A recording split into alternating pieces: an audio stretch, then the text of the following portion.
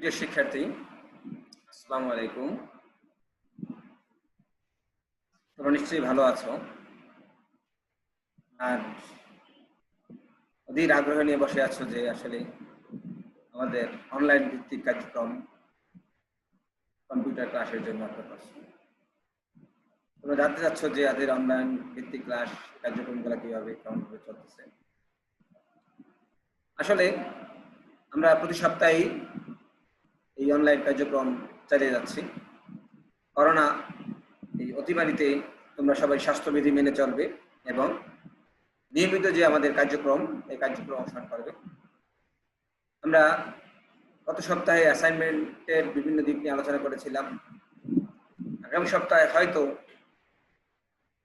বীজগণিতের পরিবর্তে জ্যামিতিক চিত্র অথবা জ্যামিতির অঙ্কনের কোনো অ্যাসাইনমেন্ট থাকতে পারে।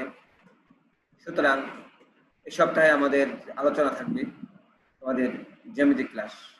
আমাদের সঙ্গে কেউ যদি অংশগ্রহণ করতে চাও, তোমরা আমাদের চ্যানেল সাবস্ক্রাইব করো এবং জয়েন করো। আমার আইডি হচ্ছে 510-718-0675, পাসওয়ার্ড হচ্ছে 123456 আমরা আমাদের ফেসবুকে এবং মেসেঞ্জারে এই তথ্যগুলো দিয়ে দিয়েছি। তোমরা প্রতি সপ্তাহের মতো এই সপ্তাহ জয়েন করো, যোগদান করো আমাদের অনলাইন কার্যক্রমে। যাই হোক, প্রিয় শিক্ষার্থীবৃন্দ, তোমরা ভালো ছিলে এবং দেখো যে আমাদের যে অনলাইন ভিত্তিক কার্যক্রম, এই কার্যক্রমের যে ক্লাস, এই ক্লাসে আমাদের কি দেখতে পাচ্ছি আমরা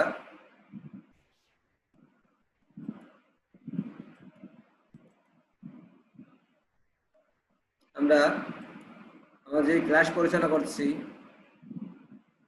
এই ক্লাসগুলোর মধ্যে ছিল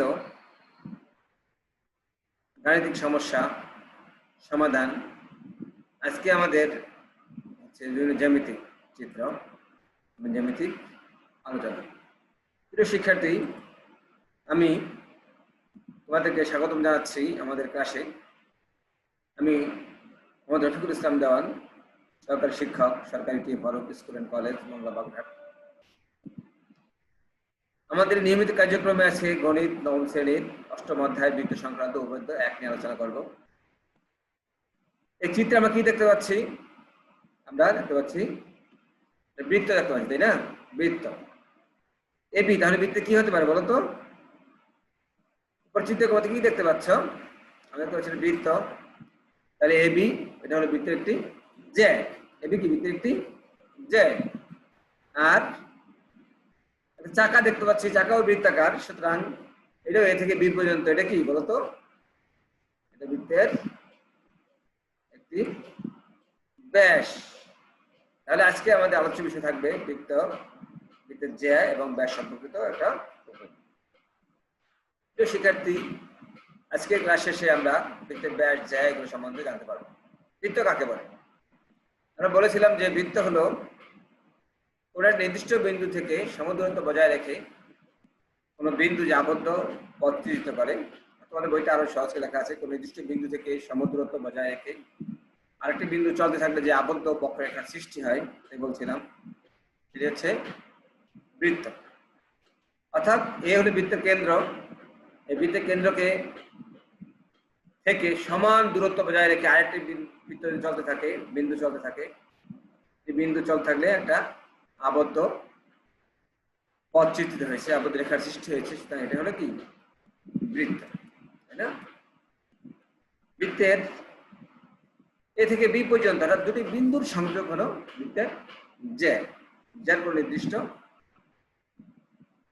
দিক নাই, নির্দিষ্ট পথ নাই, যে কোনো দুটি বিন্দুর সংযোগ হলে সেটা হবে বৃত্তের জ্যা। এই চিত্রে এবি বৃত্তের একটি জ্যা। এই জ্যাটা যদি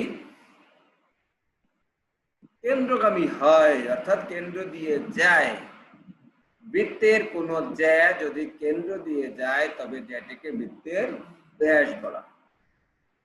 ঠিক আছে? তাহলে প্রথমে ছিল বৃত্তের জ্যা, ব্যাস, কেন্দ্র।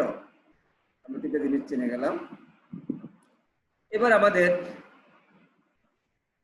বইয়ে একটি উপপাদ্য আছে, দেখো উপপাদ্য একে আছে, প্রমাণ করো যে বৃত্তের কেন্দ্র ও ব্যাস ভিন্ন কোন জ্যায়ের মধ্যবিন্দুর সংযোজক রেখাংশ ওই জ্যায়ের উপর লম্ব।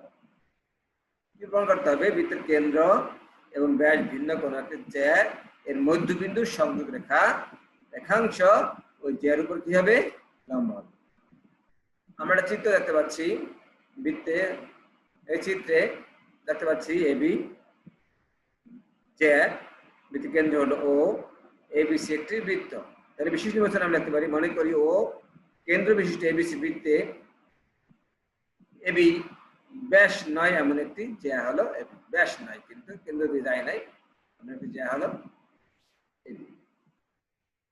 এখন এবি এর মধ্যবিন্দু যদি আমরা এম নির্ণয় করি, এম দেই, এবি এর মধ্যবিন্দু এম, ও এম যোগ করা হবে, ও এবং এম যোগ করা।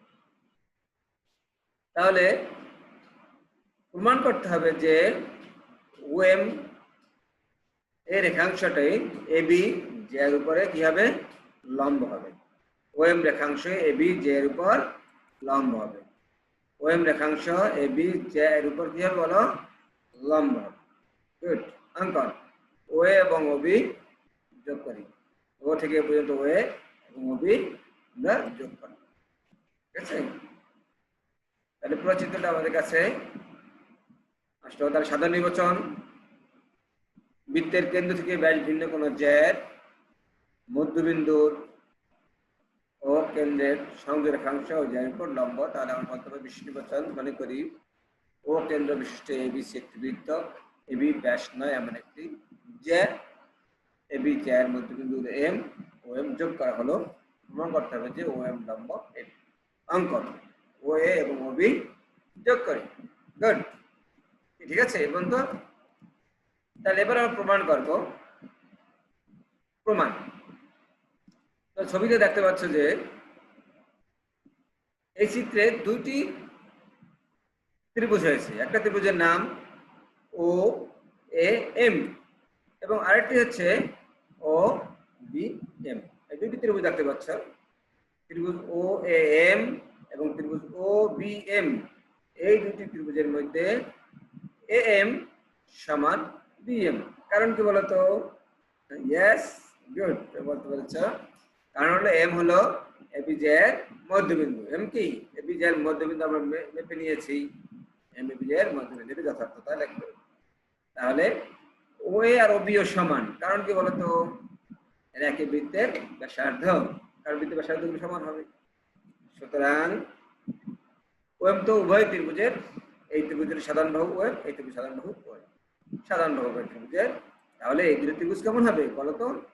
সর্বসম। গুড, বাহু বাহু বাহু। আমরা জানি একটি ত্রিভুজ তিন বাহু, অপর একটি ত্রিভুজের তিন বাহুর সমান হলে ত্রিভুজ দুটি কি হয়? সর্বসম হয়।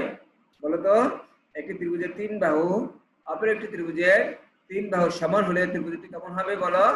সর্বসম হবে। সুতরাং ত্রিভুজ ও এ এম এবং ত্রিভুজ ও বি এম দুইটি ত্রিভুজ সর্বসম, তাই না?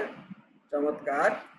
এবার দেখি আমরা, তাহলে যদি ত্রিভুজ সর্বসম হয় তাহলে কোণ ও এম এ আর তাহলে কোণ ও এম বি এটাও সমান হবে। কারণ কি? এই দুটো কোণ সমান।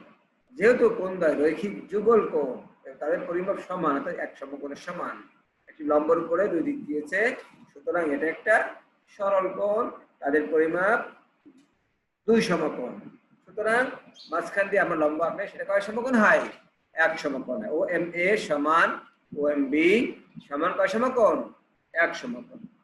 তাইলে যদি সমকোণ হয় তাহলে অবশ্যই মাঝখানের ও এম এর উপরে লম্ব হবে। তাইলে তাহলে আমরা বলতে পারি যে ও এম লম্ব এবি। এটাই আমাদের আজকের, ঠিক না? শিক্ষার্থী বন্ধুরা, তোমরা এতক্ষণ আমাদের আলোচনা থেকে কি বুঝতে পারলে? আরেকটু প্রশ্ন করি, বৃত্ত কাকে বলে বলো তো?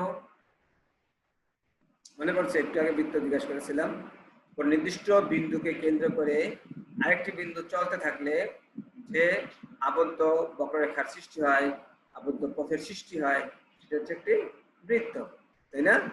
পাশের চিত্র হতে এই যে কেন্দ্র, ব্যাস এবং জ্যা চিহ্নিত করো। এই চিত্র থেকে তোমরা বৃত্তের কেন্দ্র কোনটা? ও হলো বৃত্তের কেন্দ্র, তাই না? এসি, এ থেকে সি পর্যন্ত, এসি কি? এটা হচ্ছে ব্যাস, কারণ এটা কেন্দ্রগামী, দেখেছ? ও কেন্দ্র দিকে, সুতরাং এসি হলো বৃত্তের ব্যাস। যেহেতু এ বি কেন্দ্রগামী নয়, যে কোনো দুইটি বিন্দু সংযোগ রেখাংশ, সুতরাং এম হলো কি? বৃত্তের জ্যা। বৃত্তের 3 নম্বর প্রশ্ন, পাশের দুইটি বৃত্তের দুইটি ভিন্ন বিন্দুর সংযোগ রেখাংশকে কি বলে বলতো? বৃত্তের দুইটি ভিন্ন বিন্দুর সংযোগ রেখাংশ কি বলে বলতে পারো? ইয়েস, কি বলে? জ্যা বলে। কারণ কেন্দ্রগামী যদি হতো কি বলতো? তার নাম হতো ব্যাস, কিন্তু কেন্দ্রগামী নয়, সুতরাং নাম হলো জ্যা, তাই না? তাহলে আজকে আমরা একটা বাড়ির কাজ দিয়ে যাই। ও কেন্দ্র বিশিষ্ট এবিসি একটি বৃত্ত, এবি ব্যাস নয় বৃত্তের জ্যা, ওডি এবি এর উপর লম্ব, মনে রাখতে হবে যে ডি এবি জ্যা এর মধ্যবিন্দু। এটা তোমরা বাড়িতে দেখবে, সুন্দর করে এটা করে নিয়ে আসার চেষ্টা করবে। প্রিয় শিক্ষার্থী, তাহলে আজকে এ পর্যন্ত। সবাই ভালো থাকো, সবাই সুস্থ থাকো, অসংখ্য ধন্যবাদ। আবার দেখা হবে। সবাইকে শুভেচ্ছা।